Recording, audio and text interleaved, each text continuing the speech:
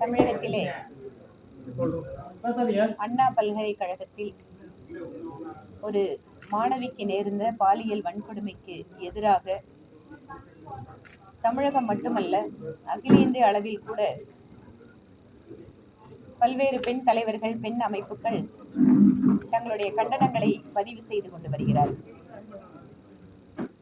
படிக்கின்ற இடத்தில் பாதுகாப்பாக இருக்கும் என மக்கள் நம்புகின்ற ஒரு வளாகத்தில் ஒரு மாணவிக்கு இந்த கொடுமை நேர்ந்திருக்கிறது. அதற்கு பின்பாக ஒரு நபர் கைது செய்யப்படுகிறார்.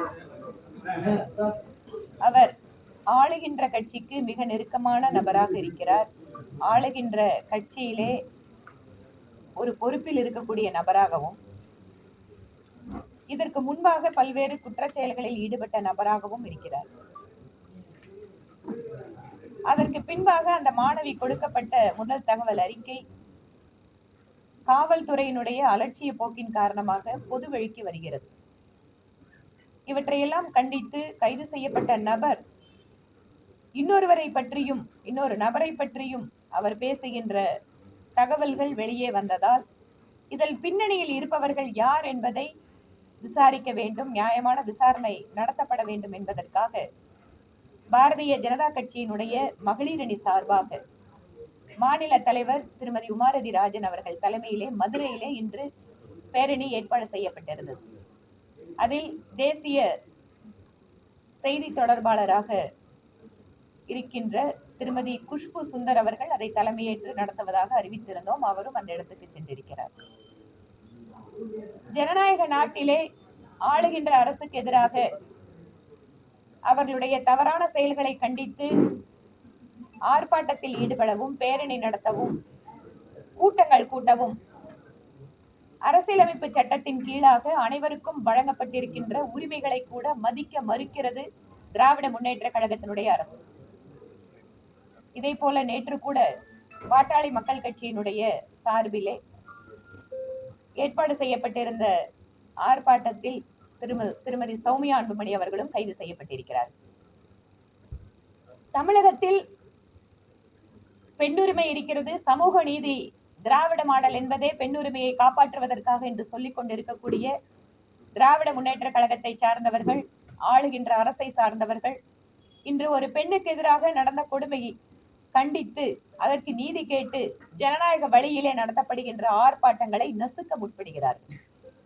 மகளிர் அணியினுடைய நிர்வாகிகள் வீட்டிற்கெல்லாம் காவல்துறை ஏதோ தீவிரவாதியை தேடுவது போல நள்ளிரவில் கூட அவர்களை எல்லாம் சென்று மிரட்டி கைது செய்ய முயற்சிப்பது அவர்களுடைய உரிமைகளுக்கு எதிரானது. திராவிட மாடல் என்று சொல்கின்ற திராவிட முன்னேற்ற கழகத்தினுடைய அரசு பெண்களை நடத்துகின்ற விதம் இதுதானா? அரசியல் கட்சியை சார்ந்த பெண்மணிகள் தங்களுடைய கட்சியினுடைய உரிமை, பாதிக்கப்பட்ட பெண்ணுக்கு ஆதரவான ஒரு நிலைப்பாட்டிற்கு அவர்கள் ஏற்பாடு செய்கின்ற கூட்டங்களில் எல்லாம் காவல்துறையினுடைய அராஜகம். ஏன் அனுமதி மறுக்க வேண்டும்? ஒரு சட்ட ரீதியான ஒரு போராட்டத்திற்கு எதற்காக இந்த மாநில அரசு இம்மாதிரியான குரல்களை நசுக்க வேண்டும் என நினைக்கிறது? இன்று தமிழகத்திலே திராவிட முன்னேற்ற கழகத்தினுடைய அரசுக்கு எதிரான மக்களுடைய கோபம் ஒவ்வொரு நாளும் அதிகரித்துக் கொண்டிருக்கிறது. ஒரு மகளிர் பேரணியை நடத்த விடாமல் செய்வதன் காரணமாக மக்களுக்கு இந்த தகவலை மறைத்து விடலாம் என்று நினைத்தால் எரிகின்ற நெருப்பை போர்வையால் மூடுவதை போன்றது. அதனால் மாநிலத்தினுடைய மரியாதைக்குரிய முதலமைச்சர் திரு மு.க. ஸ்டாலின் அவர்கள் நடத்துவது திராவிட மாடல் ஆட்சி என்று மூச்சுக்கு மூச்சு சொல்லிக் கொண்டிருப்பவர் எதற்காக இந்த மகளிருடைய போராட்டங்களை எல்லாம் இம்மாதிரி காவல்துறையை வைத்து நசுக்க பார்க்கிறார்? முற்றிலும் ஜனநாயக விரோதமான இந்த செயலை நாங்கள் கண்டிக்கிறோம். ஏற்கனவே தமிழகத்தினுடைய மாநில தலைவர் அறிவித்திருந்தார், மகளிர் பேரணி மதுரையிலே இருந்து துவங்கும் என்று. அதற்கு பின்பாக அந்த பேரணியில் வருபவர்களை நானும் முன்னாள் ஆளுநர் திருமதி தமிழிசை சவுந்தரராஜன் அவர்களும் அவர்களை நாங்கள் ரிசீவ் பண்ணணும். அதற்கு பின்பாக மறுத்தால் கவர்னரிடம் முறையிடுவோம் என ஏற்கனவே அறிவித்திருந்தோம். அதே போல இப்போது மகளிர் பேரணியில் கலந்து கொண்டவர்களை எல்லாம் கைது செய்திருக்கிறது காவல்துறை. இதை கண்டித்து நாளை தமிழகத்தினுடைய ஆளுநரை சந்திக்க திட்டமிட்டிருக்கிறோம். ஆமா, நடந்தது தப்பு.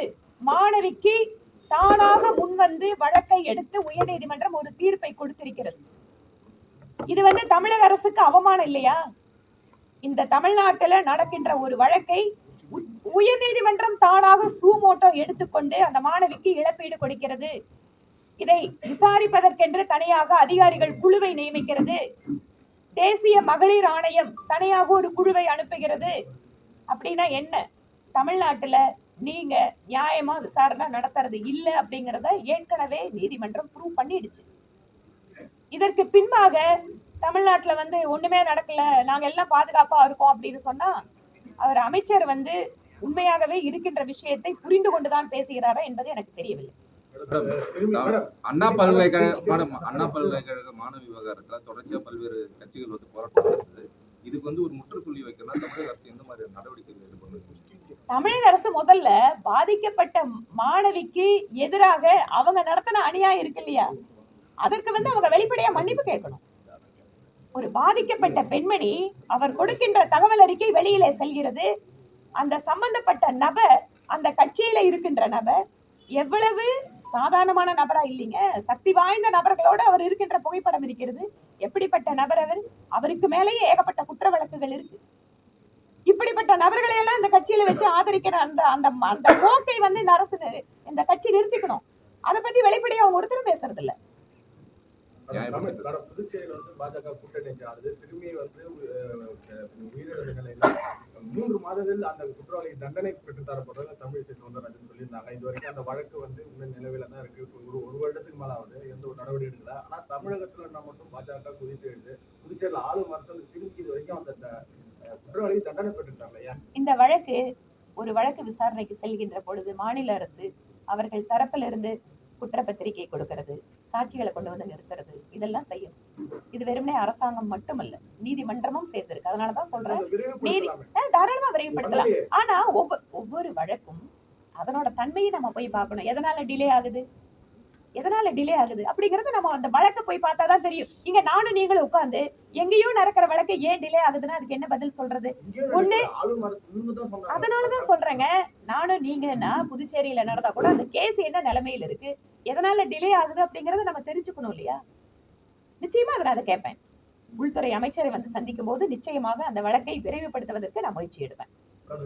அரசியல் கட்சி பெண்களின் பாதுகாப்பில் மட்டும் குறியாக இருக்க வேண்டும், அரசியலாக வேண்டாம்னு சொல்லிட்டு உயர்நீதிமன்ற நீதியரசர் கருத்து சொல்லியிருக்காங்க.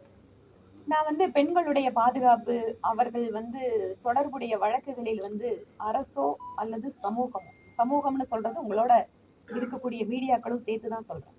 அதற்கென்று பொறுப்புணர்வோடு, எச்சரிக்கை உணர்வோடு நமது சென்சிட்டிவான கேசுங்களை அதற்குரிய தன்மையோடு அணுக வேண்டும் என்பதுதான் என்னோட நிலைப்பாடு.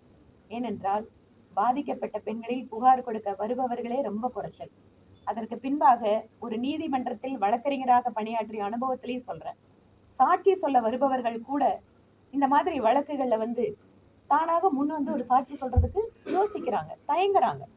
ஒரு வழக்கை நம்ம போட்டுறோம், அந்த நீதிமன்றத்துக்கு போனதுக்கு பின்பால இருக்கின்ற சிக்கல்களையும் நம்ம பார்க்கணும். அதனால் இது ஏதோ ஒரு அரசு, ஒரு சம்பந்தப்பட்ட ஒரு குறிப்பிட்ட நபர் அப்படிங்கறத தாண்டி நம்ம எல்லாருக்குமே பொறுப்புணர்வு இருக்கு. ஆனால் அந்த பொறுப்புணர்வு அரசுக்கு மிக அதிகமாக இருக்க வேண்டும்.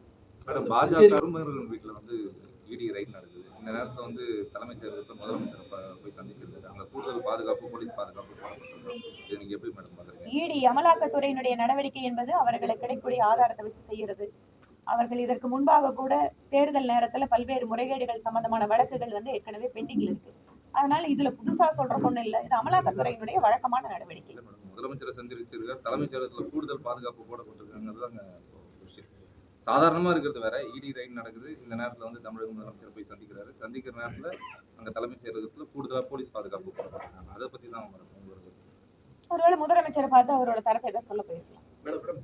புதுச்சேரி பொறுப்பாளரா நீங்க இருக்கீங்க. அதாவது புதுச்சேரி மாநிலத்துல சபாநாயகரை மாற்றணும், நம்பிக்கையில்லா தீர்மானம் கொண்டு வந்து ஆளும் பாஜக ஆதரவு சுயேட்சை சட்டமன்ற உறுப்பினர் மனு கொடுத்திருக்காங்க. சட்டமன்ற உறுப்பினர் நிறைய பேர் அதிருப்தியில இருக்கிறதா என்ன நினைக்கிறீங்க? அதை பேசுறீங்களா? புதுச்சேரி மாநிலத்தினுடைய கட்சியினுடைய அமைப்பு பொறுப்பாளராக நான் நியமிக்கப்பட்டதுக்கு பின்பாக பல்வேறு முறை மாநிலத்துக்கு வந்திருக்கேன், நிர்வாகிகளோட பேசியிருக்கேன். என்னோட பணி அப்படிங்கிறது பூத் அளவில் இருந்து மாவட்ட தலைவர் தேர்தல் வரைக்கும் நம்முடைய கட்சியினுடைய விதிமுறைகளுக்கு உட்பட்டு நியாயமாக நேர்மையாக இந்த தேர்தல் நடத்தப்பட வேண்டும் என்பதுதான் எனக்கு கொடுக்கப்பட்டிருக்கின்ற பணி. இதுல ஒரு சில சட்டமன்ற உறுப்பினர்கள் இல்ல வேற ஏதாவது மற்ற கட்சியினுடைய பிரச்சனைகள் அப்படின்னு சொன்னா அதை பத்தி விசாரிக்கிறதுக்கு எனக்கு அதிகாரம் இல்லை. என்னோட பணிங்கிறது தேர்தல் சம்பந்தமானது மட்டும்தான். இதுல வேற ஏதாவது சிக்கல்கள் இருந்தாலோ அல்லது பிரச்சனைகள் இருந்தாலோ கட்சி ஒவ்வொரு மாநிலத்துக்கும் பொறுப்பாளரை கொடுக்குறாங்க. இல்ல கட்சியினுடைய பல்வேறு நிலைகளில் இதற்கென்ற தலைவர்கள் இருக்காங்க, அதை பத்தி அவங்க பேசுவாங்க. பல்வேறு மாநில பொறுப்பாளர்கள் தேர்வு செய்யறதுக்கு தலைவர்கள் நியமிச்சிருக்காங்க. தமிழகத்துல மேடம் வந்து அகில இந்திய மகளிர் அணி தலைவராக இருக்காங்க. தமிழகத்துல அண்ணாமலையோட செயல்பாடுகள் எப்படி இருக்கு? இப்ப அடுத்த கட்டமா புதிய தலைவருக்கும் இது பண்றதுக்கு வாய்ப்பு இருக்காரு. நிறைய கேள்விகளை உள்ள வச்சு கேட்கிறீங்க. தமிழகத்தில் கட்சியினுடைய செயல்பாடு மிக சிறப்பாக இருக்கிறது. அகில இந்திய தலைவராக நான் என்னுடைய வேலையை செய்து கொண்டிருக்கிறேன். அண்ணாமலை அவர்களுடைய செயல்பாடுகள் மிக சிறப்பாக இருக்கிறது. கட்சியினுடைய தேர்தல் புதுச்சேரியில் நடக்கிற மாதிரியே தமிழகத்திலேயும் இப்பதான் மண்டல அளவுல மாவட்ட அளவுல நடந்துட்டு இருக்கு. மாநில தலைவருக்கான தேர்தல் அதிகாரிகளாக நேற்று 37 பேர் அதிகாரிகள் நியமிச்சிருக்காங்க. அதனால இதெல்லாம் ப்ராசஸ் நடந்துட்டே இருக்கு. இதுல தேர்தல் எப்படி நடக்குதுன்னா தேர்தல் ரொம்ப சிறப்பா நடக்குது. நீங்களே பாக்குறீங்க, ஒவ்வொரு நிர்வாகியும் அவங்களோட கருத்துக்களை கேட்கிறோம். எந்த விதமான சண்டை சச்சரவு எதுவும் இல்லாம ரொம்ப அமைதியாக ஜனநாயக ரீதியில எங்களோட கட்சி தேர்தலை நடத்திட்டு மாநில தலைவர் மாத்தினா இப்ப தேர்தலில் நாடாளுமன்ற தேர்தல தோல்வி இது நிறைய பேர் மாநில தலைவரை மாத்தணும்னு சொல்லியிருந்தாங்க. நிர்வாகி தான் சொல்லியிருந்தாங்க. நான் இல்ல தமிழ்நாடு இல்ல புதுச்சேரி தான் சொல்றேன். நான் இங்க தேர்தல் சம்பந்தமான கருத்து கேட்கின்ற பொழுது அதையெல்லாம் பத்திரிகைகளை சொல்லணும்னு நான் விரும்புறது இல்ல. ரெண்டாவது அப்படி சொல்லவும் கூடாது. நான் என்னுடைய கவனத்துக்கு வரக்கூடிய தகவல்களை கட்சியினுடைய தலைமைக்கு தெரிவிப்பது அப்படிங்கறதா என்னோட வேலை. ரொம்ப நன்றிங்க. பிரதமர் மோடி பிரச்சாரத்துக்கு வரும்போது பெற்று புதுச்சேரின்னு சொல்லியிருந்தாரு. பெஞ்சல் புயல் நிவாரணம் இன்னும் கிடைக்கல. அதாவது மாற்று கட்சியாலும் தமிழகத்துல கூட முதல் கட்டமா 900 கோடி கொடுத்துட்டாங்க. புதுச்சேரியில இது வரைக்கும் ₹1 கூட கொடுக்கல. மத்திய அரசு புதுச்சேரியை புறக்கணிக்கிறதா எதிர்கட்சிகள் குற்றம் சாட்டுறாங்க. இது சம்பந்தமா நான் சம்பந்தப்பட்ட நபர்களுக்கு அதிகாரிகள் நான் சொல்றேன். சம்பந்தப்பட்ட புதுச்சேரி மக்களுடைய உணர்வுகளை